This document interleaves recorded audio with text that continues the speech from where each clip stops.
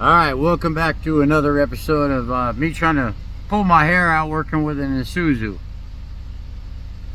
Okay, what I was having a problem with 2012 isuzu NPR HD. Will not regen on its own. Occasionally you have to do it with a scanner or whatever. Manually force it into regen on these trucks. Now on the gauge cluster itself, I'll show you. We got this right here. When that's all the way like that, that means there's zero soot. When it's on H, you got really high soot. This was maxed out this morning before I did this. Now I did take a class in this, forbid me if I'm wrong, but these exhaust gas temperature 1 and 2 supposed to be within 50 degrees of each other if it's on a normal operation. Now this being said, and this is also falls in there as well, exhaust differential pressure. There's a little switch down there with 2 vacuum lines, which I can show you in a second. That the lower the better. Now when this gets higher, it kicks it into a regen. Basically it knows when it's plugged up, time to go ahead and start pumping some DEF fluid in. Okay, that being said, this a minute ago was 500 degrees higher than that.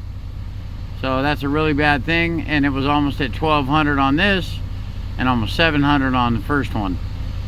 So it was not regenning. So what I did is I did a forced regen.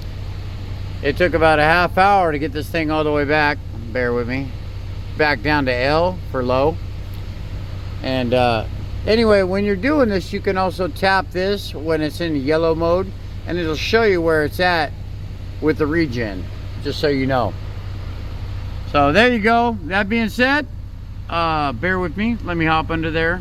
I think our culprit on this one, since I have to keep redoing this to this truck, is the actual exhaust temperature pressure switch, the differential pressure right there. And I'm going to show you where that's at real quick under this truck. You're under here. This is the exhaust right above the drive line. Hold on. Okay, this guy right there, there's 2 vacuum lines.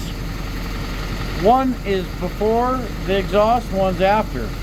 They're both on the exhaust pipe, and then your little sensor wiring. But anyway, rule of thumb, which I actually learned this online as well, you can simply blow through this thing by mouth and see how it's doing. But they get quite dirty after a while. So I think on our truck, this is actually our culprit. And I'm gonna go ahead and just keep an eye on this thing, run it for a minute. We were able to do a normal regen and not a slow regen. And to keep these things running, notice how the brake light's on. Set your e-brake, which is behind there, and that will get you going as far as keeping this thing running without shutting down after 10 minutes or so. So I'll make a second video, and we'll go from there, fellas. Thanks for watching.